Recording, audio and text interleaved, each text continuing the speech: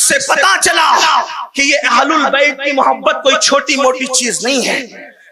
लेकिन एक बात कहूं आपसे, बात उसी तरफ ले जाऊंगा, लेकिन एक बात, अब हम सब कहते हैं हम मोहब्बत करते हैं, लेकिन मोहब्बत का नाम हमने कड़े पहनना रख लिया, डोरे पहनना रख लिया, कपड़ों का कलर मोहब्बत के नाम से मंसूब हो गया। मेरे भाई, अगर कपड़ों का कलर किसी को मुहिब्बे अहले बैत बनाता तो फिर कपड़ों की दुकान सबसे बड़ी मुहिब्बे अहले बैत होती। अगर कड़े किसी को मुहिब्बे अहले बैत बनाते तो फिर कड़ों की दुकान सबसे बड़ी मुहिब्बे अहले बैत होती। कड़े, डोरे, कपड़े या फिर कोई मखसूस रस्में। और अगर हमारे बुजुर्ग लोग बुरा ना माने तो ये भी कह दूं, चंद गरम शरबत भी किसी को मुकम्मल मुहिब्बे अहले बैत नहीं बना सकते। चंद खिचड़े की देगे भी किसी को मुहिब्बे अहले बैत नहीं बना। ये निशानी है, इसका इनकार नहीं। ये तो हमारे बाप दादा करते आ रहे हैं, करते हैं, करते रहेंगे। लेकिन इतना जरूर कहता हूं, ये चीजें जो शरबत है, नियाज है, नजर है, 10-10, 12-12 दिन की महफिलें, अगर इसी से कोई मुहिब्बे अहले बैत बनता तो फिर आपसे पूछता हूं कि अली अकबर की जवानी क्यों लुटती? अली अकबर की जवानी क्यों लुटती? आप गौर करें, आपके घर में भी बेटे होंगे, आपके घर में भी बेटे होंगे। मुस्तफा जान रहमत की नानैन के सबके मेरे घर में भी है। अल्लाह आपके बच्चों को भी सलामत रखे, हमारे बच्चों को भी सलामत रखे। लेकिन बच्चे तेज से बाइक भगा दे तो बाप का ऑफिस में दिल नहीं लगता। वो तेज से बाइक भगा करके गया, पता नहीं उसका क्या हाल होगा। दिल धड़कता है। जैसे जैसे बच्चे जवान होते जाते हैं वैसे वैसे माँ बाप की उम्मीदें और वाबस्ता होती जाती है। शादी का दूल्हा तो हर बाप बनाता है, लेकिन इमाम हुसैन उस बाप का नाम है जिसने अल्लाह के दीन के लिए अपने बेटे को शादी का नहीं बल्कि शहादत का दूल्हा बनाया है। अब आपसे पूछता हूं, अगर करबला को रस्म के तौर पर समझते हो तो फिर आप में और रवाफिज में क्या फर्क है? लेकिन अगर आप वाकई सवाद आजम के मानने वाले हो तो हमारे नजदीक करबला रस्म नहीं बल्कि हकीकत है। करबला इश्क की इम्तिहा का नाम है, करबला इश्क की इम्तिहा का नाम है, करबला वफा की आबरू का नाम है, करबला हकीकतों के मेयार का नाम है, करबला वफाओं को की तजदीद का नाम है, करबला अल्लाह अकबर दीन के तहफ्फुज़ का नाम है, करबला शरीयत की हिफाजत का नाम है, करबला अल्लाह और रसूल से वफा के इजहार का नाम है। करबला ये बता रहा है एक तरफ दीन है। अब सुनो, अगर करबला सुनने आए हो तो सुन लो, एक तरफ दीन है और दूसरी तरफ खूबसूरत बेटा। कैसा खूबसूरत बेटा? मैं चैलेंज करने का आदी नहीं, क्योंकि मैं कोई मुहक्किक और अल्लामा फहामा नहीं, एक छोटा सा तालिब इल्म हूँ। लेकिन इस मकाम पर मैं चैलेंज किए बगैर नहीं रहूंगा। मशरिक से लेके मगरिब तक, शिमाल से लेके जुनूब तक जाओ, चिराग लेकर नहीं बल्कि सूरज लेकर के ढूंढ लो हुसैन के अली अकबर जैसा बेटा। आज किसी के घर में नहीं होगा, क्योंकि तुम्हारा बेटा या तो दादी के मुशाबे है या दादा के, तुम्हारा बेटा या नानी के मुशाबे या नाना के, तुम्हारा बेटा या माँ के मुशाबे या बाप के। हुसैन का शहजादा अली अकबर तो अल्लाह के महबूब मुहम्मदुर रसूलुल्लाह के हम शबीबी। ऐसा खूबसूरत बेटा एक तरफ, अल्लाह का दीन एक तरफ। करबला क्या है? ऐसा खूबसूरत, हम शबीए पैगंबर, हम शबीए रसूल, तस्वीर मुस्तफा, तनवीर मुर्तजा। 18 साल का कड़ियल जवान एक तरफ, अल्लाह का दीन एक तरफ। गैब से निदा आती है, हुसैन किसको चुनते हो, दीन को या हम शबीए पैगंबर बेटे को? तवज्जो करना, इसको करबला कहते हैं। करबला बहुत सुना, बदले क्यों नहीं अब तक? करबला बहुत सुना, नमाजी बने क्यों नहीं अब तक? करबला बहुत सुना, दीनदारी कितनी आई? करबला का बयान सुनकर उठते हो और लड़कियों पे पाप की नजर डालते हो, क्या है? करबला का बयान सुन के उठते हो और उसी रात को फिर नशा करते हो। करबला का बयान सुन के उठते हो और घर जाकर के माँ को फिर वही दुख देते हो। करबला तो वफा का नाम है। जो अपनी माँ को राजी न कर सका वो इमाम हुसैन को क्या मुंह लेकर जाएगा, इसलिए कि इमाम हुसैन तो माँ के ऐसे वफादार थे। पूरी जिंदगी इमाम हसन और इमाम हुसैन ने 6-7 साल की उम्र थी माँ की हयात में, माँ के साथ बैठ के एक बर्तन में खाना नहीं खाया। तवज्जो आपकी, हमें इमाम हुसैन के सिर्फ 3 दिन अगर जिंदगी के याद कर ले तो हम कहां से कहां पहुंच जाए। इमाम हसन और इमाम हुसैन ने 6 साल और 7 साल की उम्र थी दोनों भाइयों की, माँ के साथ एक बर्तन में बैठकर खाना नहीं खाया। किसी ने कहा हसन हुसैन तुम्हारी माँ कितनी नेक है। आपकी तवज्जो है, रास्ते में थोड़ा आने जाने वालों को रास्ता दे दे, बैठने की जगह नहीं कोई बात नहीं, लेकिन तवज्जो मेरी तरफ हो, मैं बहुत खास बात कर रहा हूं, तवज्जो करना। आपकी माँ बहुत नेक है, नेकों के साथ खाना खाने से तो मगफिरत होती है। आप अपनी अम्मी के साथ नहीं खाते। इमाम हुसैन की अम्मी नेक, नेक कहने वाला कह रहा नेक, आप ये मत समझना कि राबिया बसरी की तरह नेक, आप ये मत समझना नफीसा मिस्री की तरह नेक। नेक तो नेक होती है ना, लेकिन नेक कैसी नेक, कैसी नेक बताऊं। अल्लाह के रसूल फरमाते हैं फातिमा ने अपनी इस्मत की ऐसी हिफाजत की, तवज्जो करें हदीस पाक में सियाह सित्ता की रिवायत है, फातिमा ने अपनी इस्मत की ऐसी हिफाजत की कि अल्लाह ने कयामत तक फातिमा की औलाद पर जहन्नम की आग को हराम फरमा दिया। जिसकी नेकी का सिला कयामत तक की औलाद को नसीब हो, उसकी नेकी का आलम क्या होता है। जहां तुम्हारा सारा नेकियों का तसव्वुर खत्म हो जाए, उससे बढ़कर सैयदा की नेकी है। ले आओ पूरी दुनिया में कोई ऐसी खातून, किसी मजहब में, किसी मसलक में, किसी कौम में, किसी बिरादरी में, कौन है फातिमातुज़ ज़हरा। तो मेरे इमाम अहले सुन्नत कहते हैं जिसका आंचल न देखा महो महर ने, महो महर कहते चांद और सूरज को। हाँ, आप बहुत अच्छा सुन रहे हैं। जब मैं शेर पढ़ता हूँ इमाम अहले सुन्नत के तो लोगों से कहता हूँ काश मैं इसको दिल्ली और लखनऊ में पढ़ता तो मजमा चुप न रहता, लेकिन मुंबई वाले भी शेर समझते हैं। हाँ, इसलिए कि वहां के मुहाजिरीन यहाँ रहते हैं। बहरहाल, लेकिन आप अंदाजा करें क्या जिसका आंचल न देखा, आंचल कहते दुपट्टे को, और मौ महर कहते चांद और सूरज को। मर्द तो मर्द है, जिसका आंचल न देखा महो महर ने, उस रिदाए नज़ाहत पे लाखों सलाम।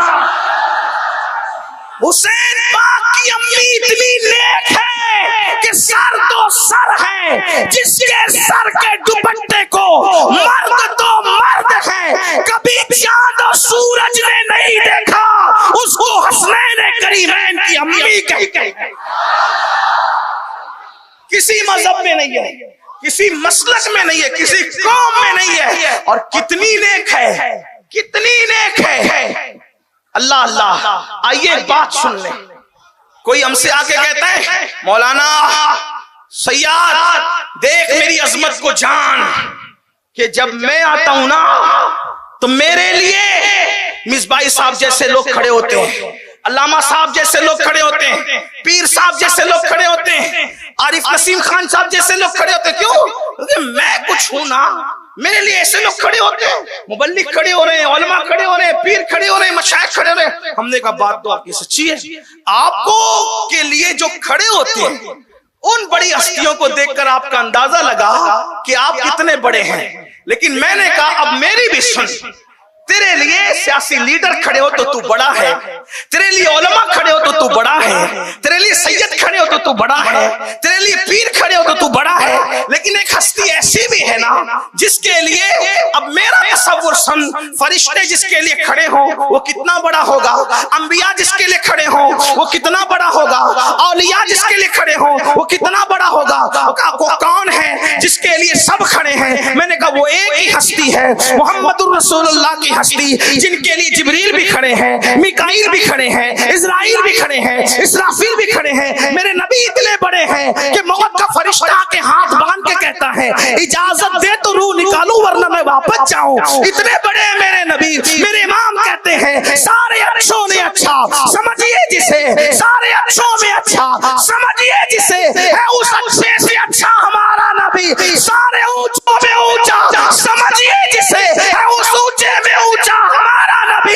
खल्क से औलिया, औलिया से रसूल और रसूलों में आला हमारा नबी। अल्लाह अकबर। ये शान है। एक हस्ती तय हो गई जिसकी सब ताज़ीम करे, आसमान जमीन चांद सूरज सितारे सैयारे अंबिया मलाइका जिन जिन सब जिसकी ताज़ीम करे, सब इनके लिए खड़े होते हैं जो सैयदुल अंबिया है। लेकिन उस दिन इंसान की हैरत की इंतहा न रही कि जब हसनैन की अम्मी आई, हसनैन की अम्मी आई, हसनैन की अम्मी आई, तो जिसके लिए सब खड़े होते थे वो भी उठ करके खड़े हो गए। अल्लाह अकबर। सैयदा आयशा सिद्दीका कहती है, मैंने बार बार देखा, हर बार देखा, जब भी फातिमा आती थी तो मोहम्मदुर रसूलुल्लाह उठकर खड़े हो जाते थे और सिर्फ खड़े नहीं होते थे, उनकी पेशानी चूमते थे और चूम कर कहते थे, फिदा की उम्मी वह भी या फातिमा, फातिमा तुझ पर मेरे माँ बाप कुर्बान हो।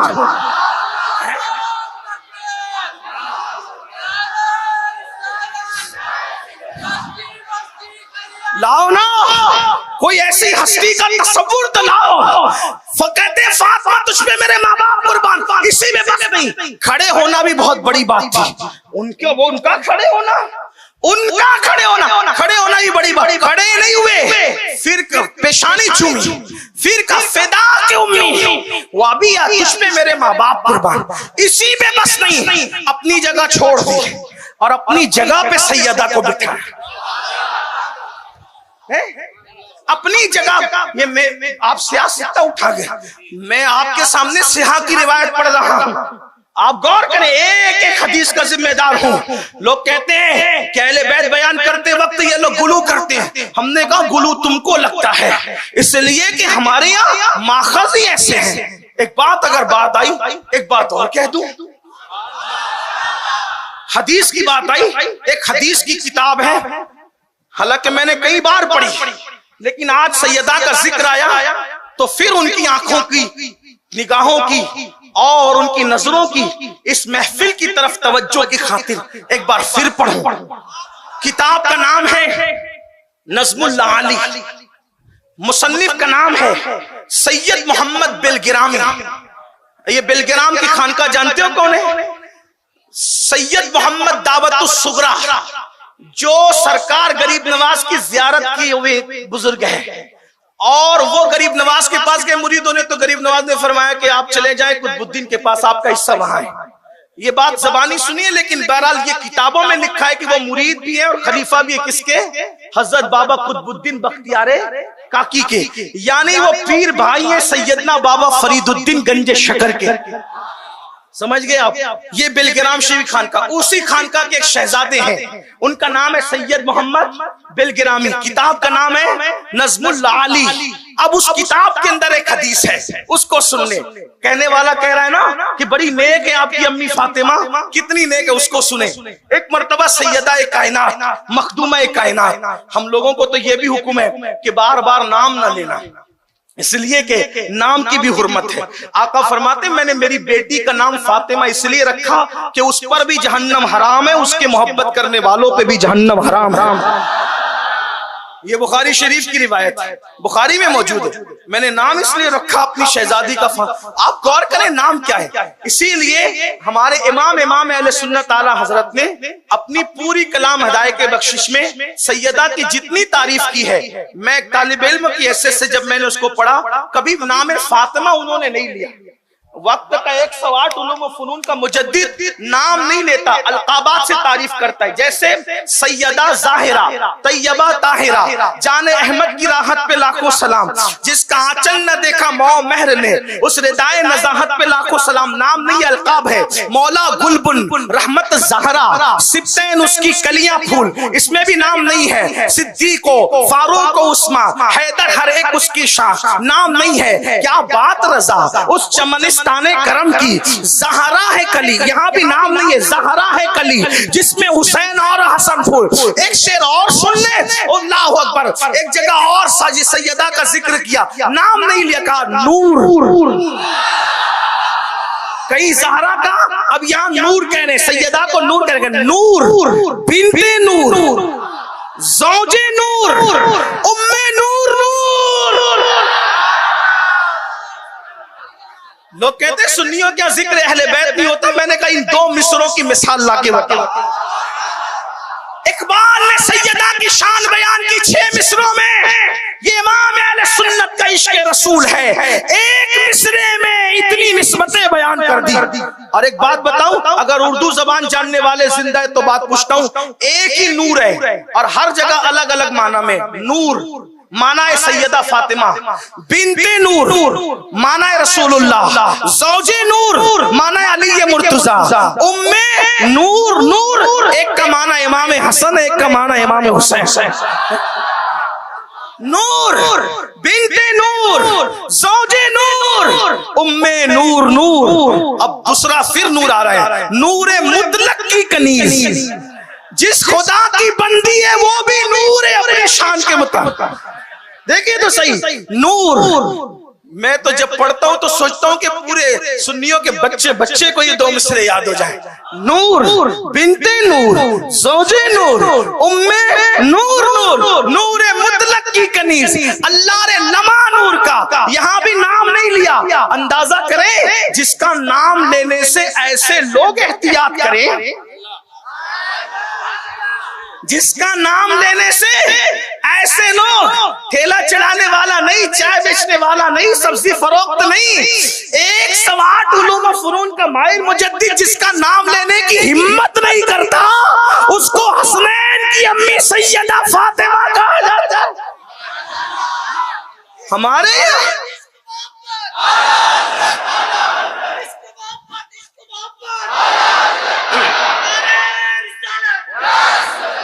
चलिए, अहलुल बैत की बात आई तो सैयद खलील की तरह मेरी आवाज नहीं है, लेकिन मैं इसको पढ़ता हूँ अपने। हमारे बुजुर्ग लोग जैसे पढ़ते थे मैं वैसे पढ़ता हूँ, आप भी साथ में शामिल हो, फिर बात आगे बढ़ती। कहते हैं नूर बिन्ते नूर, ज़ौजे नूर, उम्मे नूर नूर। अहले मिंबर भी अगर खाए हैं तो वो भी अहले बैत के टुकड़े खाए तो मेरे साथ मिले। हाँ, इसलिए कि मिंबर वालों को देख करके नीचे वालों के हौसले बुलंद होते हैं। और जिक्र अहले बैत में क्या शर्माना, अल्लाह ने तो जबान इसीलिए दी है।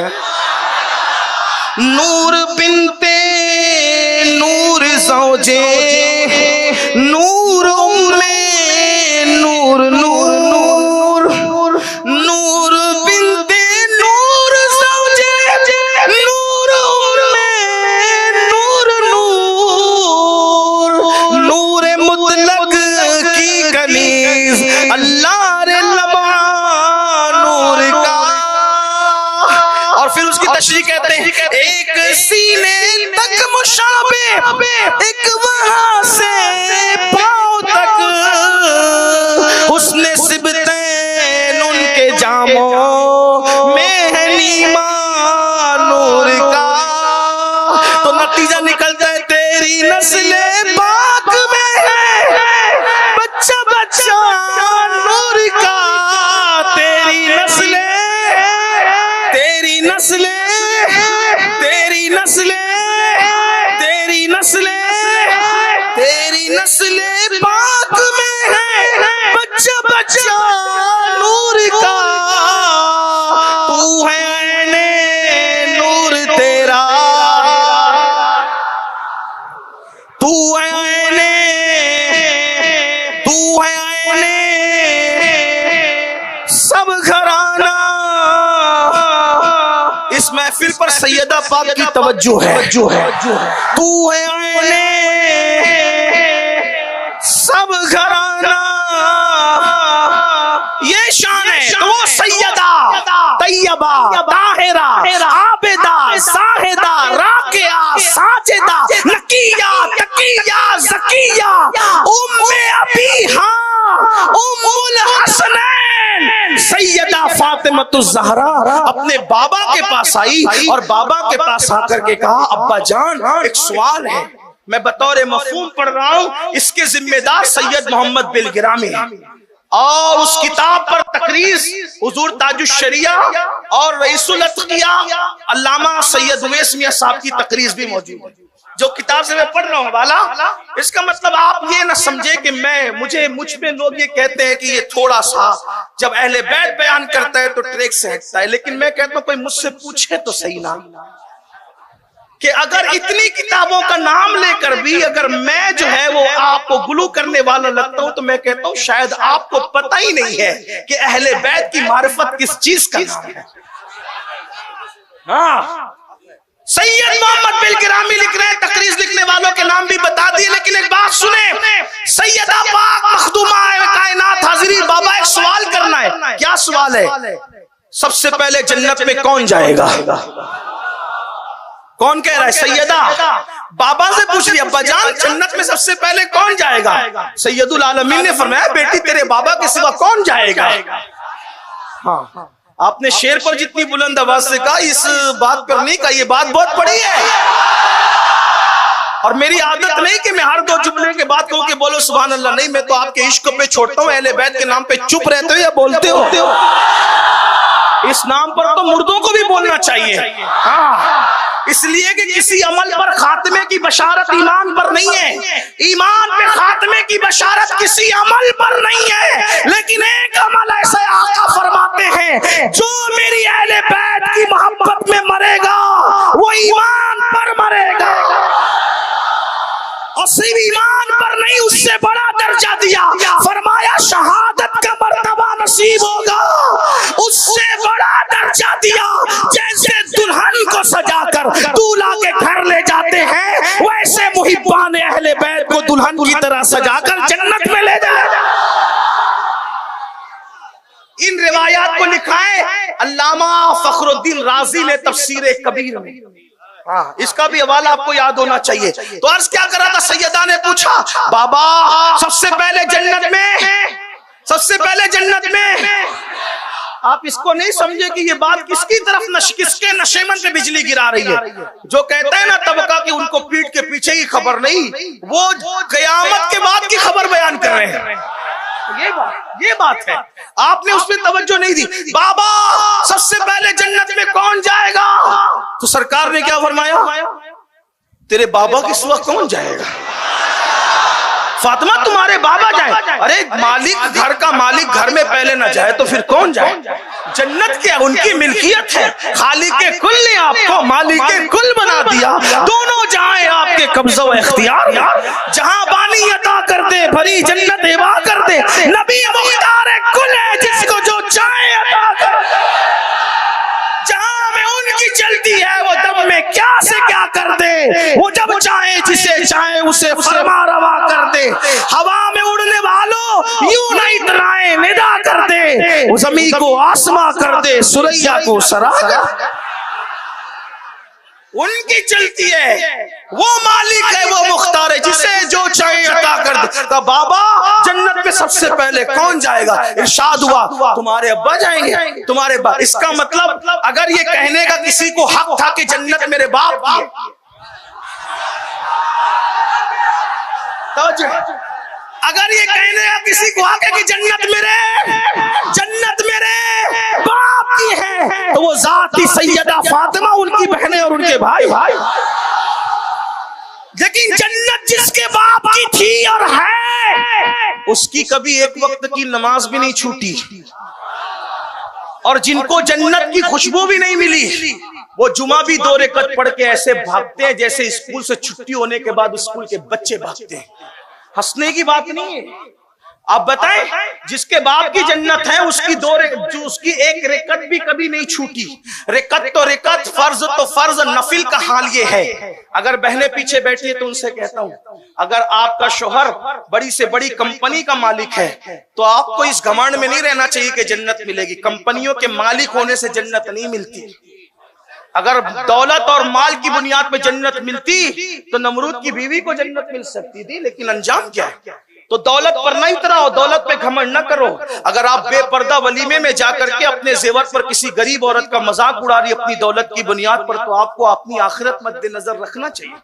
अगर आप ब्यूटी पार्लर में जाकर के इतने पैसे खर्च कर रहे हैं जितना एक गरीब के घर का राशन भरा जा सकता है, तो आपको सोचना चाहिए आज ब्यूटी पार्लर में तूने अपनी चमड़ी को खूबसूरत बनाया, लेकिन ब्यूटी पार्लर में चमड़ी को खूबसूरत बनाने वाली मेरी बहन इसी चमड़ी को कब्र के अंदर कब्र के कीड़े खाएंगे। ना शौहर बचाने वाला होगा, ना बेटा बचाने वाला होगा, ना माँ। याद रखना, ब्यूटी पार्लरों से चमड़ियां नहीं बचती, अगर चमड़ियां बचती है तो वुजू की बरकत से बचती है। नूरानियत खूबसूरती के आइटम से नहीं होती, नूरानियत तो सजदों की बरकत से हुआ करती है। एक बात अपनी बहनों को बता दूं, हालांकि मेरा उन्वान वो नहीं, मुझे जो उन्वान दिया गया था मैं उस तक कभी नहीं पहुंचा, उसके लिए मैं मुंतजमीन से माजरत चाहता हूं। बातें निकलती गई मैं बात लेकिन समेट रहा हूं, लेकिन तवज्जो चाहता हूं बहनों से, मेरी माओ मेरी बहनों जरा तवज्जो करो। जो औरतें इसी हिंदुस्तान में, हमने तारीख पढ़ा है, हमने इसी हिंदुस्तान की तारीख पढ़ा, इस हिंदुस्तान में कुछ ऐसी औरतें थी जिनको नहलाया जाता था तो रोजाना नया हौज बनाया जाता था, जिसको हल्दी और चंदन से और दूध में गुसल दिया जाता था। जब वो औरतें किसी फंक्शन में जाती थी तो बालों बाल मोती पिरोए जाते थे। जाकर के मुगलों की औरतों का किस्सा पढ़ो, जाकर के आप जो है वो पढ़ो गौरियों की औरतों के किस्से, आपको समझ में आएगा। जिनको बालों बाल मोती पिरोए जाते थे, जिनको हल्दी चंदन और दूध से नहलाया जाता था, जिनके लिए हर रोज नए हौज बनाए जाते थे, कहां है वो औरतें? ना नाम है ना निशान है, हत्ता के कब्रों का निशान भी मिट गया। लेकिन वो सैयदा जिसके घर में 2-2 महीने तक चूल्हा नहीं जलता था, जुमा का खतीब उस वक्त तक खुतबा मुकम्मल नहीं करता जब तक सैयदा फातिमा का नाम नहीं ले। क्या समझ में मालहम नहीं है, अल्लाह की रजा है। इबादतें में एक रात में एक सजदा करती और पूरी रात सजदे में गुजार दे। तो बात समेटते हुए अर्ज कर रहा हूं कि हमें भी दीन की तरफ आना चाहिए। सैयदा ने पूछा, बाबा सबसे पहले जन्नत में कौन जाएगा? आका ने कहा तुम्हारे बाबा। फिर फौरन दूसरा सवाल, औरतों में कौन जाएगा? बाबा औरतों में कौन जाएगा? फरमाया बेटी, वो इमरान की जो बेटी है ना, इमरान की बेटी मरियम। औरतों में सबसे पहले जन्नत में कौन जाएगा? इमरान की बेटी मरियम जन्नत में जाएगी, जो हजरत ईसा अलैहिस्सलाम की अम्मी है। सैयदा के चेहरे पर कुछ आसार आए। आका अलैहिस्सलाम शहजादी के चेहरे पे आसार नहीं देख सकते, बल्कि क्या फरमाया? फातिमा को राजी करने से अल्लाह राजी होता है। ये भी सियाह सित्ता की रिवायत, सिहा में फातिमा तो ज़हरा को राजी करने से अल्लाह राजी, और फातिमा को नाराज करने से अल्लाह नाराज होता है। मौला हुसैन की महफिल में इतनी देर से खड़े हो, इतनी देर से बैठे हो, सैयदा राजी ना हो रही होगी? सैयदा पाक की तवज्जो ना हो रही होगी? सोचो तो सही। और वो राजी हो जाएं, हुजूर फरमाने के अल्लाह राजी हो जाए। कितना आसान तरीका है। सैयदा के चेहरे पे रंग आया, असर आया। इमरान की बेटी मरियम का नाम सुन के सरकार ने वह शहजादी तेरे चेहरे पे आसार कैसे? कहा बाबा हमने तो औरतों का नाम इसलिए ले लिया था, आपने जब कहा कि जन्नत में सबसे पहले बाबा जाएंगे मैं जाऊंगा, तो हमने औरतों का नाम इसलिए लिया कि औरतों में कौन जाएगा, तो मैंने समझा कि आप मेरा नाम लेंगे।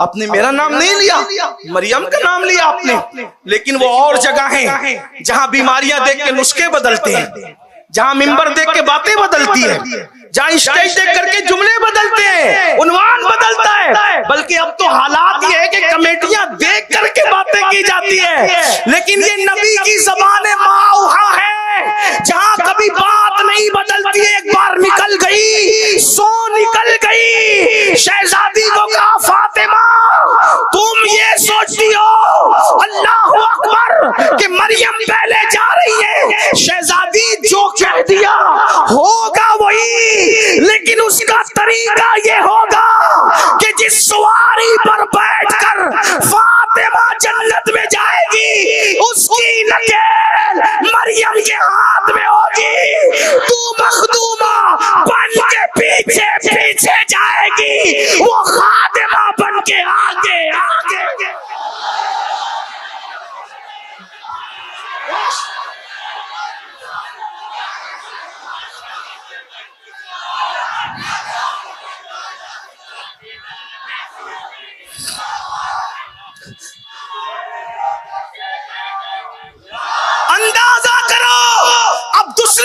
सुनो, खादिम से मखदूम की अजमत का पता चलता है। जब शबे मेराज लगाम पकड़े सैयदुल मलाइका को हमने देखा तो समझ में आ गया, जिसकी लगाम थामने वाला फरिश्तों का सैयद हो, वो सवारी पे बैठने वाला कैसा हो।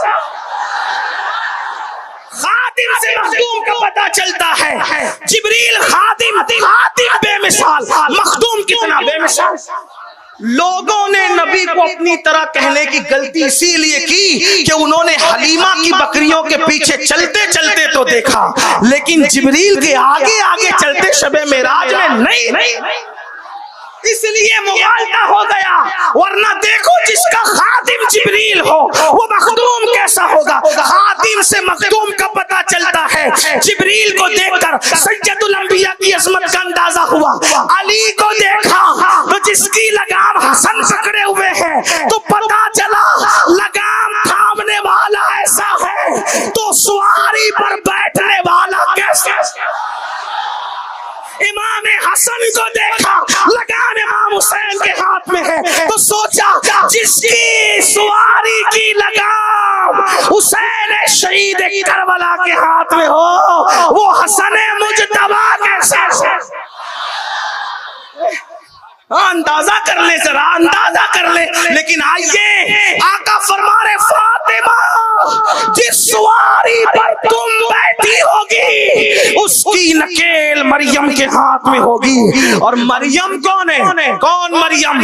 जिसके लिए कुरान की 3-3 सूरतें नाजिल हुई है। वो मरियम जिसके हुजरे में कोई मर्द इजाजत के बगैर तो क्या, बगैर इजाजत या इजाजत लेकर भी कभी दाखिल नहीं हुआ, सिवाय एक मर्द हजरत ज़करिया अलैहिस्सलाम के कोई मर्द नहीं गया। जिसके हुजरे में बिन मौसम के फल आए, जिसके मुसल्ले पर बैठकर या खड़े होकर अल्लाह का पैगंबर बेटा मांगे, वो मरियम। कौन मरियम? बतूल मरियम। कौन मरियम? कमारी मरियम। कौन मरियम? जिसके पास दम करने के लिए जिब्रील अमीन सैयदुल मलाइका है। कौन मरियम? जिसको अल्लाह के रसूल फरमाए कि मरियम सरदार औरतों में से एक औरत है, सरदार है, सरदार। ऐसी सरदार जिसकी नकेल पकड़ के जन्नत में जाए। जब खादिमा की शान का ये आलम है तो मखदूमा सैयदा फातिमा की शान का आलम।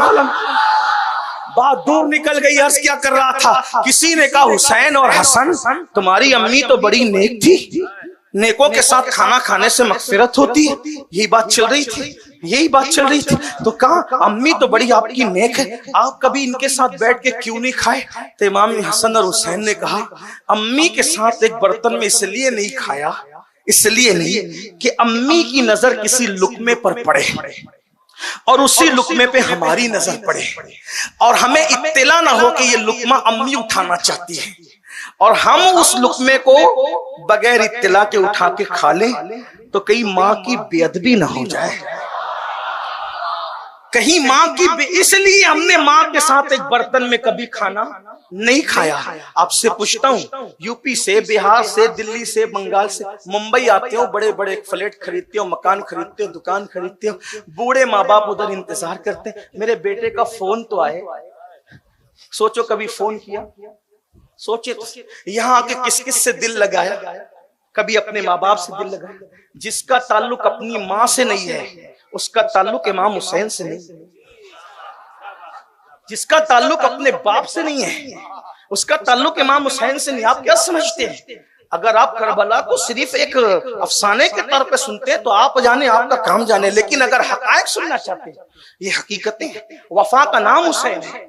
एक बात बताऊं, सौतेला रिश्ता कितना मशकूक है? सबसे ज्यादा सौतेला रिश्ता मशकूक। किसी को बोल रही है मेरा सौतेला भाई है, आदमी फौरन शक की नजर से देखता है। सौतेले भाई का मतलब क्या? सौतेली अम्मी है मतलब क्या? सौतेला चचा मतलब क्या? सौतेला रिश्ता गाली से कम नहीं है। सौतेले रिश्ते का मतलब क्या कुरान से बताऊं?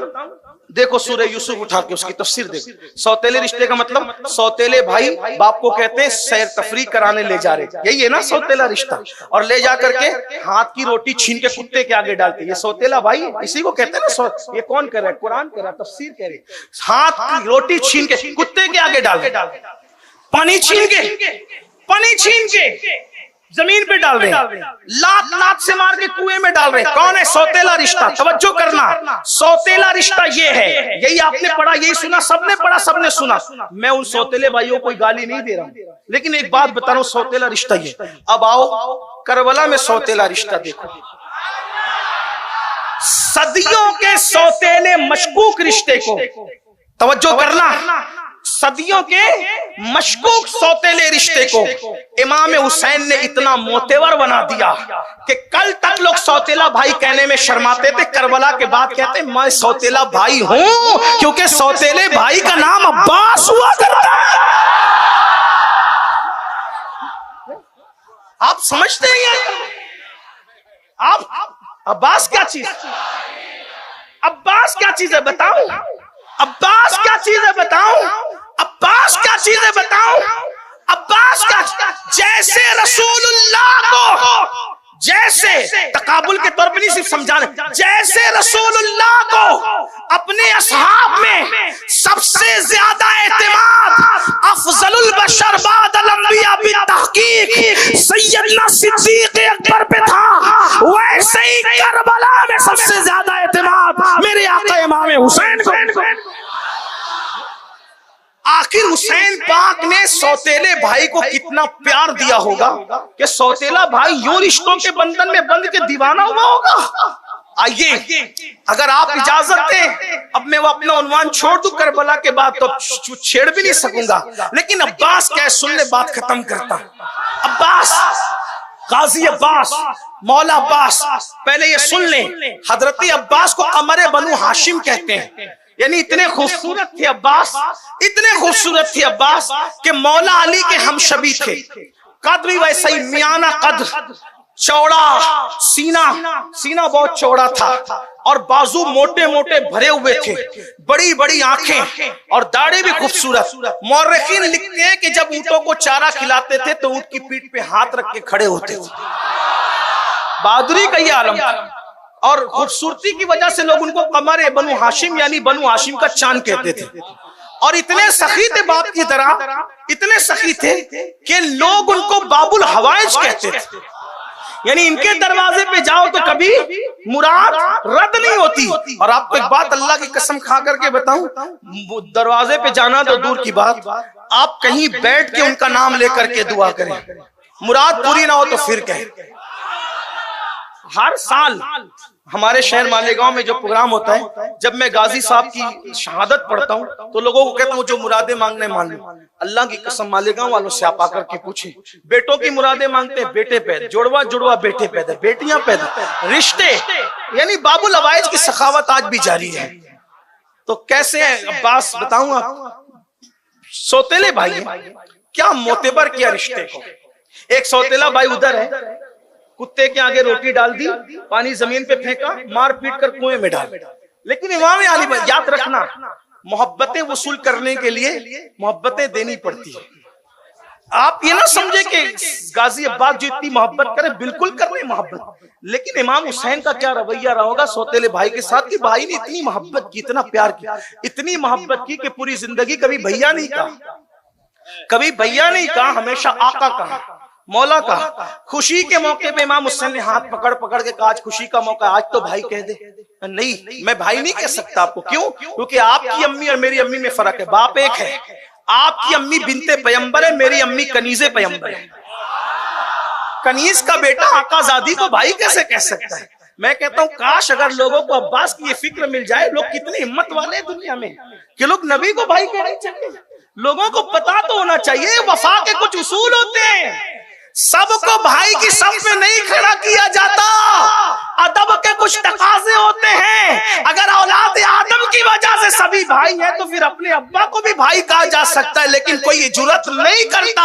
अदब के तकाजे होते हैं, वफा के तकाजे होते हैं। अल्लाह अकबर। तो क्या हुआ, गाजी अब्बास मैदान करबला 9वीं मुहर्रम गुजर चुकी, मुहर्रम की 10वीं शब है, 10वीं शब है। इमाम अली मकाम मोहलत लेते हैं। शायद आपने सुना होगा, बहुत सुना होगा, बार बार सुना होगा, लेकिन अल्लाह वालों के वाकयात, अल्लाह के लश्करों में से एक लश्कर है और अल्लाह वालों के वाकयात सुनने से दिल जिंदा होता है। हाँ। और ये अल्लाह वाले नहीं तो फिर अल्लाह वाले है कौन? हैं? जिनके घर में आयतें उतरी यही अल्लाह वाले, जिनके लिए आयत ततीर उतरी। बहरहाल तो 9 मुहर्रम गुजर चुकी, 10वीं शब आ चुकी।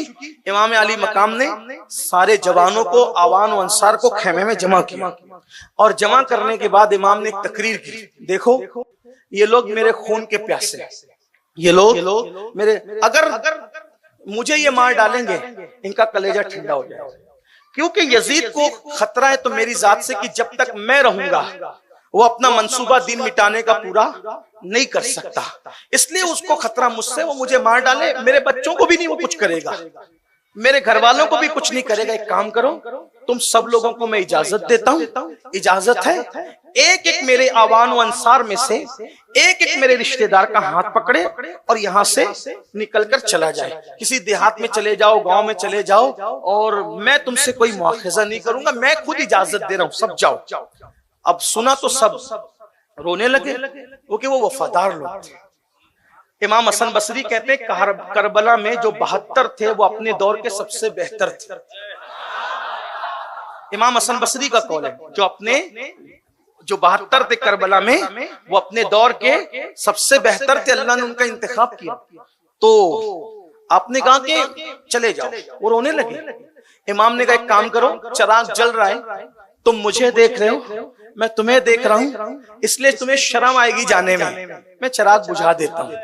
चिराग बुझा दिया, फरमाया जिसको जाना है चला जाए, अब तो चिराग भी नहीं जल रहा, मैं किसी को नहीं देख रहा, मजीद अगर किसी को ख्याल है कि मैं उसका साया भी देख लूं तो मैं आंखें भी बंद कर लेता हूं, लेकिन चले जाओ, इजाजत है, अपनी जान ना गवाओ मेरे लिए, चले जाओ, ये मुझे देखेंगे पाएंगे, तुम्हारा पीछा नहीं करेंगे। बहुत देर तक इमाम खामोश बैठे रहे, पूरे खेमे में सिसकियों की आवाज बुलंद। 72 में से कोई एक भी तो जा सकता था, मुमकिन था कोई एक भी जा। जब बद्र से लोग चले गए तो करबला से क्यों ना जाते? आपको नहीं पता, बद्र से में निकले थे, बद्र के लिए निकले थे, लेकिन आपको पता होना चाहिए कि अब्दुल्ला इब्ने उबई अपने आदमियों को वरगला के लेके चला गया। ओहद में निकले थे 1300 लोगों को अब्दुल्ला इब्ने उबई वरगला के लेके चला गया। मैं तो नाम पेश कर रहा हूँ, आप तारीख में जाकर सियर में जाके उठाएं, इब्ने उबई ले गया। जो हुजूर का साथ छोड़ के लोग जा सकते हैं, अब्दुल्ला इब्ने उबई की जमात के लोग, तो इमाम अली मकाम का साथ छोड़कर कोई एक भी तो जा सकता था। आपने देर तक के सिसकियों की रोने की आवाज सुनी और फिर बहुत देर गुजरी तो चिराग तो खुद ही बैठे बैठे बुझा दिया था, लेकिन चिराग अब जलवाने की बारी आई। जब चिराग जलाने की बारी आई तो कौन गया कौन रहा, ये तो अब चिराग जलने के बाद पता चलेगा कि कौन गया कौन रहा। इमाम ने जब चिराग जलाने की बात आई, कितना एतमाद था सौतेले भाई पर, आवाज किसी और को नहीं दी, ना बेटे को, ना भतीजों को, ना दूसरे भाइयों को, किसी को नहीं कहा अब्बास उठो चिराग जलाओ, अब्बास उठो चिराग जलाओ। यानी हुसैन पाक को कितना एतमाद है, कौन जाएगा कौन रहेगा गारंटी हो ना हो, लेकिन सब जा सकते, मेरा अब्बास नहीं जा सकता। ये रिश्तों का एहतमाद है करबला में। आप करबला को जिस जाविये से देखें, आपको करबला में वो सब नजर आएगा। ये उन्वान है, स्टडी करें, आपको करबला में सब नजर आएगा। आगे पढ़ लूं, आप कोई मुराद लेना है तो ले लें। इमाम गाजी अब्बास की शहादत पढ़ देता हूं आपके सामने, ताकि एक शहादत ही पढ़ने का शरफ मुझे मिल जाए। तो गाजी साहब करबला में थे, आपने चिराग जला दिया, सब बैठे थे और रो करके कहते थे, आपके बचपने के दोस्त थे इमाम हुसैन के हजरत हबीब, उनका करबला में अलग से मजार है। हबीब कहते हैं हुसैन तेरे बाद की जिंदगी पे लानत है, नहीं जीना चाहता हूं तेरे बाद। मुस्लिम इब्ने औसजा कहते हैं अगर चले जाएंगे तो चंद दिन जीने के बाद फिर मरना है, आपके नाना को मुंह क्या दिखाएंगे, हम नहीं जीना चाहते। सब रोते थे, कहते थे काफी ठीक है, जाओ इबादत में मसरूफ हो जाओ, आज आखिरी रात। सुबह हुई, हर सुबह हर वक्त कोई ना कोई अजान देता था। करबला की सुबह में मौरखीन लिखते हैं, देखो तारीख में सैकड़ों वाकयात और सैकड़ों अकवाल है, जितना पढ़ोगे उतने आपको अलग अलग अकवाल मिलेंगे।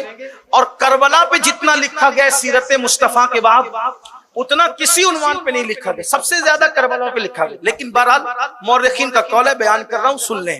आका इमाम अली मकाम ने फरमाया आज अजान अली अकबर दें।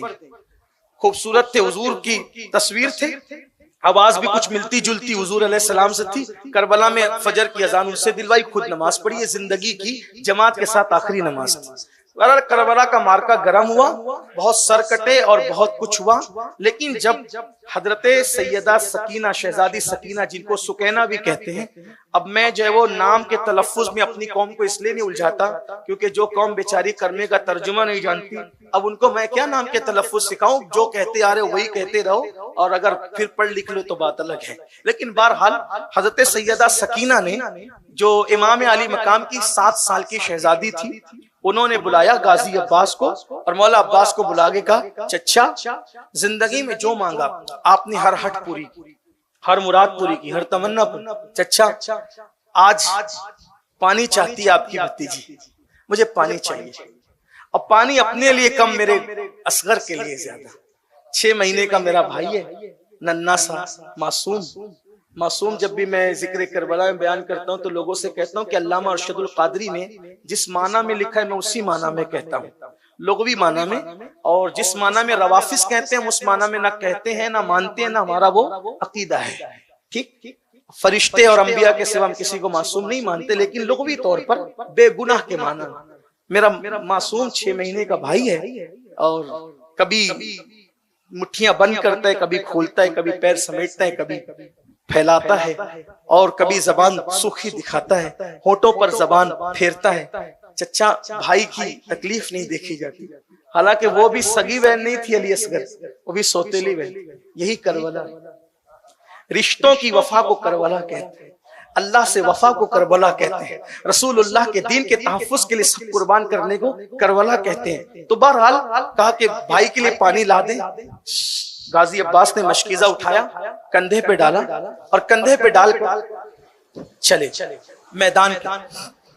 कई किताबों का इतने मजमुआ निचोड़ कर पेश कर रहा हूँ, कई किताबों का इतने मजमुआ, उसमें सदुल फाजिल रहमा की सवाने करबला है, मुफ्ती जलालुद्दीन अमजदी साहब की खुतबात मुहर्रम है, अल्लामा हसन रजा बरेलवी की आईने क़यामत है, इसी तरीके से और भी शामे करबला, बहुत सी किताबें, और भी उनका इतने मजमुआ। बस बात खत्म करने लगा हूं, मुझे पता है टाइम मुकम्मल हो रहा है।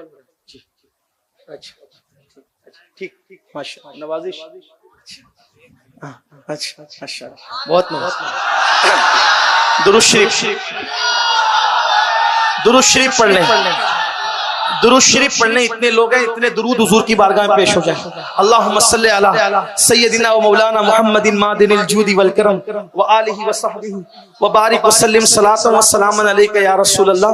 मशकीज़ा उठाया, कंधे पे रखा, और कंधे पे रख के मौला हुसैन के पास आए, मौला फुरात पे जाने की इजाजत दी। इमाम अली मकाम ने ऊपर से नीचे तक देखा, कहा सुबह से अब तक तो सबके लाशें उठा करके लाता हूँ, खैमे में रखता हूँ, और जिसको देखो जो जाता है वापस नहीं आता, और अब तुम जाओगे, और तुम जाओगे तो मैं जानता हूं कि तुम भी वापस नहीं आओगे। हालात ऐसे हैं कि वापस नहीं आओगे। गाजी ने कहा, मेरे आका शहजादी सकीना का हुक्म है, मैं नहीं टाल सकता।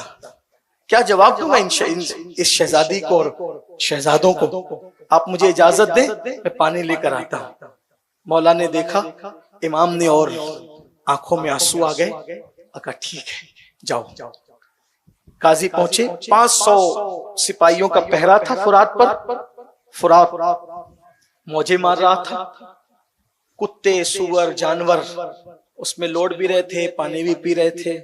दूसरे किनारे पर काफिर को भी पीने की इजाजत थी, जानवरों को, चिड़ियों को, कौवों को, सबको पीने की इजाजत थी। अगर पानी पर पहरा लगा था तो सिर्फ किसके लिए? साकिए कौसर के लालों के। साकिए कौसर, क्या हालात थे। जब दुनिया दिल में बस जाती है तो इंसान कहाँ पहुंचता है ना। गाजी 500 फौज का पहरा है, एक अकेला गाजी जुल्फिकार हैदरी हाथ में लेकर चलाता है, और खैबर की याद ताजा हो जाती है। वो पीछे हटते, फुरात में घोड़े के कदम डालते, नीचे उतरते, पानी भरते, पानी भर के कंधे पे डालते, हाथ में लेते हैं, हाथ में लेकर के सोचा मैं भी पी लूं। पीने की कोशिश करते हैं तो ख्याल आता है नबी के नवासे प्यासे हैं और अब्बास कैसे पी ले, छोड़ दिया, नहीं पिया। घोड़े पे बैठे चले। शिमर ने कहा प्यास से लड़ रहे थे अब तक, इनको ज़ेर नहीं किया गया। अगर एक कतरा भी पानी अहले बैत के खेमे में पहुंच गया, तुम्हारी औरतें बेवा होगी, तुम्हारे बच्चे यतीम होंगे, वापस जाने का तसव्वुर छोड़ देना, और अगर वापस खैर से जाते हो तो पानी मत जाने दो। बस इतनी आवाज निकली जालिम की और टूट पड़े गाजी अब्बास पर। जब चारों तरफ से टूट पड़े तो उन्होंने तलवार चलाई। कुछ लोगों को लगता है कि ये ड्रामा है, फलसफा है, और क्या कोई आंखों से देख रहा था। याद रखें करबला शरीफ को इमाम ज़ैनुल आबिदीन ने बार बार बयान किया, सैयदा ज़ैनब ने बार बार बयान किया, उम्मे कुलसूम शहजादी ने बार बार बयान किया। और इसी तरीके से आपको और हैरत होगी कि सामने की तरफ जो दुश्मनों के साथ आए थे लेकिन इमाम की करामतें देखकर लड़े नहीं बल्कि दबक कर छुप गए थे, उन्होंने भी ये मनाजिर बयान की। हमीद इब्ने मुस्लिम ने कई रिवायतें बयान की। अब लोग कहते हैं कि दुश्मन की रिवायत कहाँ काबिल कबूल होगी। हमने कहा दुश्मन अगर मुखालफत में करे तो कबूल नहीं होगी, लेकिन दुश्मन अगर किसी के बहादुरी का किस्सा सुनाए तो फिर वो कितना मोतेबर होगा। ये बात होती है ना, बात तो ये होती है, क्योंकि बहरहाल सबके नसीब है, कोई किसी की तारीफ करता है, कोई किसी की तारीफ करता है। छोड़िए उनको, उनके हाल पे छोड़िए। अल्लाह का शुक्र है कि अल्लाह ताला ने हमें जो है वो अहलुल बैत की, असहाबे रसूल की, अंबिया की, औलिया की तारीफ करने की तौफीक अता फरमाए। अल्लाह बस इस तारीफ को कबूल फरमा ले। तो गाजी ने जो है वो तलवार चलाई और तलवार चलाने के बाद बहुत मुकाबला किया। जब मुकाबला किया तो पीछे से आए और गाजी अब्बास के एक हाथ पे हमला किया। उन्होंने मशकीजा तो उस हाथ में था ही, तलवार भी उस हाथ में पकड़ी और फिर तलवार पकड़ करके मशकीजा और तलवार साथ लेकर जंग की। दूसरे हाथ पे वार किया, दूसरा हाथ कटा, मशकीजा मुंह में दबाई, दांतों में। जब मशकीजा दांतों में दबाया तो उन लोगों ने कहा कि मशकीजे पे तीर चलाओ, और जब मशकीजे पे तीर चलाया तो तीर मशकीजे को चीरते हुए हजरत गाजी के मौला अब्बास के सीने में पेवस्त होना शुरू हुए, और पेवस्त होना शुरू हुए तो एक तीर सर की तरफ चला और गाजी पर गशी की कैफियत तारी हुई। बस जब गशी कैफियत तारी हुई तो फूट फूट के रोने लगे। इस पर के पानी ले जाने में कामयाब न हो सका। फुरात से थोड़ी सी दूर पर यह जंग हुई और गाजी वहीं पर घोड़े से जमीन पर आए, आवाज लगाई मौला मेरी मदद कीजिए। इमाम अली मकाम ये मंजर खेमे के दरवाजे से देख रहे थे। जब देखा कि गाजी जमीन पर आए हैं तो घोड़ा दौड़ाते हुए वहां तक पहुंचे, और जब वहां पहुंचे तो दुश्मनों को हटाया। हटाने के बाद गाजी को अपनी गोद में लिया और गोद में लेने के बाद तीर निकाला सर से और चेहरे पर हाथ फेरा।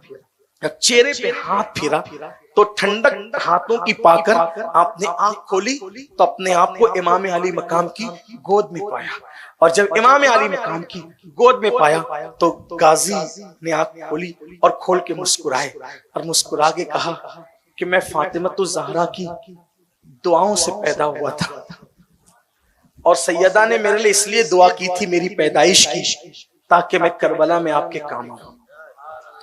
उसका वाकया यह है कि जब सैयदा फातिमतुज़ ज़हरा दुनिया से तशरीफ ले जाने लगी थी तो मौला अली को आखिरी मुलाकात में कहा था, अली मेरे बाद तुम किसी न किसी बीवी से निकाह तो करोगे। इस रिवायत को सरकार नज़मी ने अपनी किताब में लिखा, जिसका मफ़हूम मैं पेश करता हूँ कि अली मेरे बाद किसी न किसी औरत से तुम निकाह तो करोगे। मेरी मौजूदगी में तुमने निकाह नहीं किया लेकिन मेरे बाद तो करोगे। मौला अली को ख्याल आया कि अगर मैं हाँ कर दूं तो ये जाते जाते दिल को तकलीफ न ले जाए, तो चुप रहे। काली कहो ना मेरे बाद निकाह तो करोगे, लेकिन मेरी वसीयत है जब मेरे बाद निकाह करना तो किसी बहादुर औरत से करना निकाह, बहादुर घराने की बहादुर औरत से निकाह करना। मौला अली ने कहा, सैयदा अब तक तो खूबसूरती और नसब और ये सारी चीजें देखकर निकाह होते, ये अजीब सी शर्त नहीं है कि बहादुर औरत और बहादुर घराने की औरत से निकाह करना, इसका क्या मतलब है? तो तब सैयदा ने कहा, मौला अली से मेरे सरताज, जब मेरा हुसैन करबला में होगा मैं भी ना रहूंगी, आप भी ना रहेंगे, हसन भी ना रहेंगे, बहादुर औरत और बहादुर घराने की औरत से निकाह करोगे तो अल्लाह उसको बेटे देगा, और उसके बेटे भी बहादुर होंगे, और बहादुर बेटे करबला में मेरे हुसैन की मदद करेंगे, इसलिए बहादुर से निकाल। तो मौला अब्बास ने कहा इमाम अली मकाम से, मौला आपकी अम्मी की दुआ से मैं, सैयदा की दुआ का नतीजा हूं मैं, और उन्होंने इसीलिए हमारे लिए दुआ की थी कि हम आपके काम आए, आप हमसे खुश हैं, राजी है मौला? इमाम ने कहा, रो कर कहा, हम राजी हैं, मेरी कुछ वसीयतें हैं मौला, उसको सुन लें। क्या वसीयत है? आप जो भी शहीद होता है उसका लाशा आप लेकर जाते हैं, खेमे में रखते हैं, लेकिन मेरी वसीयत यह है कि मेरा लाशा आप यहीं छोड़कर जाएंगे, खेमे मत ले जाना मेरा लाशा। दुश्मन के नरगे में अब्बास में तुम्हें छोड़ के चला जाऊं तुम्हारे लाशे को? हाँ, ये जो चाहे कर लें, लेकिन मेरा लाशा खेमे में इसलिए मत लेकर जाना कि जब तक मेरा लाशा नहीं ले जाओगे, सकीना शहजादी को इंतजार रहेगा कि मेरा चच्चा अब आएगा, अब आएगा, अब आएगा, और इंतजार रहेगा तो उसको सब्र भी होता रहेगा, इसलिए मेरा लाशा मत ले जाना। दूसरी चीज, शहजादी को पता मत चलने देना कि अब्बास शहीद हो गए, क्योंकि अगर अब्बास की शहादत की खबर मिलेगी तो शहजादी की हिम्मत टूट जाएगी। बस इतनी मौला मेरी गुजारिश है। इमाम से ये कहकर उन्होंने जी भर करके चेहरा देखने की कोशिश की, तो इमाम ने भी उनका हाथ पकड़ा और कहा, तेरी तो हर मुराद पूरी करूंगा मेरे गाजी, लेकिन तू भी तो मेरी एक मुराद पूरी कर दे, तू भी तो मेरी एक मुराद पूरी कर दे। मौला आपकी क्या मुराद है और मैं कैसे मुराद पूरी कर सकता हूँ? तूने जिंदगी में कभी हुसैन को भाई नहीं कहा, एक मर्तबा भाई कह दे दुनिया से जाते जाते, बस मेरी मुराद पूरी हो जाएगी। मौरिख लिखता है, कहां तक मौरिख ने इंसाफ किया मुझे नहीं पता, मैं बतौर नाकिल नकल कर रहा हूं। मौरिख लिखता है कि गाजी ने चेहरा देखा और हल्की सी रुंधियाई हुई जबान में, हल्के से रुंधियाई हुई जबान में भैया कहा और उनका सर लुढ़क गया। यानी कि आखिरी जबान पर जो नाम था वो मौला हुसैन का नाम था। भैया कहकर आप जामे शहादत नोश फरमा चुके। लाशे को जमीन पे रखा, इमाम हुसैन ने हाथ को कमर पे रखा और कहा, गाजी तेरे जाने से मेरी कमर टूट गई। बेटे की शहादत पर भी ये बात नहीं की, बेटे की शहादत और सौतेले भाई की शहादत पे के तेरे जाने से मेरी कमर टूट गई। अब्बास तेरे बाद जीना भी क्या जीना है। ये थी मोहब्बतें और ये थे। इसीलिए आप देखेंगे कि गाजी अब्बास का जो मजार है वो आपको अलग नजर आएगा, बाकी सब मजारात एक साथ एक कुब्बे में, बाकी अलग नजर आएगा। जब ये सब शहादतें हो गई, सब शहीद हो गए, इमाम शहीद हो गए, अली अकबर सब शहीद हो गए, तो आपकी शहादत के बाद, इमाम अली मकाम की शहादत के बाद, हमारे बुजुर्गों ने लिखा, इमाम हुसैन के जिस्म अतहर से यजीदियों ने कपड़े भी निकाले, सारी जो लाशें खेमे में पड़ी थी उनको उठा करके मैदान में लाए, सबकी गर्दनें अलग अलग की और एक एक लाश पर 10-10 घोड़े मुकर्रर किए और 10-10 घोड़ों से एक एक की लाश रौंदी। हमारे यहाँ काफिरों के साथ भी ये नहीं किया जाता। हमारे उलमा ने कहा, अगर कुत्ता सड़क पे मर करके पड़ा हो और तुम बाइक, कार या ट्रक चला रहे हो तो उस मरे हुए कुत्ते पर उसका चक्का न चलाना, वरना क़यामत के दिन अल्लाह उसके बारे में भी तुमसे सवाल करेगा।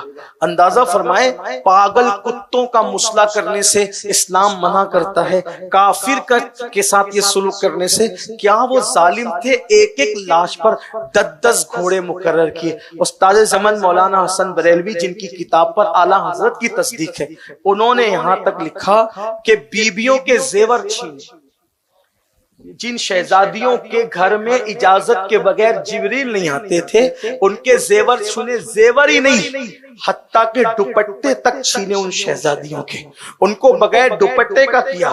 शहजादी सकीना की कान की बालियां तक छीनी। शहजादी सकीना ने सोचा कि काफिर भी यतीमों पे रहम करते हैं, अगर मैं बताऊंगी कि मैं यतीम हूं तो मुझ पे रहम करेंगे। तो शहजादी सकीना ने कहा, मैं हुसैन की यतीम बेटी हूं। इतना सुनना था कि उन्होंने शहजादी सकीना को तमाचे मारे और शहजादी सकीना को तमाचे मारकर, बीवियों के दुपट्टे छीनकर, लाशों पे घोड़े दौड़ाकर उन्होंने खेमे को आग लगा दी, खेमे जला दिए। खेमे जलाए तो हमीद बिन मुस्लिम कहता है, वो यजीदियों के लश्कर में था, कहता है एक औरत थी ऊंचे कद की, वो कभी आग पे चल के खेमों में जाती और कभी आग पे चल के खेमे से बाहर आती। तो मैंने पूछा, बीबी क्या तुझे अपनी जान से मोहब्बत नहीं है? तू ये आग पे चल के बार बार अंदर बाहर करती, क्या बात है? तो उस बीबी ने कहा, मेरा नाम जैनब है, मेरे भाई की एक ही निशानी है, बीमार बेहोश पड़ा हुआ है, अगर मैं उसको ना बचाऊंगी तो नस्ल हुसैन खत्म हो जाएगी, इसलिए मैं मेरे भतीजे को बचाना चाहती हूँ। हमीद बिन मुस्लिम कहता है, मैंने देखा कि जलती हुई आग पर अंदर गई और कंधे पर ज़ैनुल आबिदीन को डालकर ला करके बाहर किया। ये सैयदा जैनब का एहसान सैयद कभी भूल नहीं सकते, क्योंकि जैनब एक ज़ैनुल आबिदीन को कंधे पे नहीं उठा रही है। मोहम्मद बाकिर भी हैं, जाफर सादिक भी हैं, मूसा काजिम भी हैं, अली रजा भी हैं, तकी भी हैं, नकी भी हैं, बल्कि इमाम महदी तक जितने हसनी हुसैनी सैयद हैं सब पुश्ते ज़ैनुल आबिदीन में मौजूद है। एक ज़ैनुल आबिदीन की जिंदगी बचाकर ज़ैनब ने क़यामत तक की नस्ल हुसैन की तहफ़्फ़ुज़ का सामान किया है। ये सैयदा ज़ैनब का किरदार है।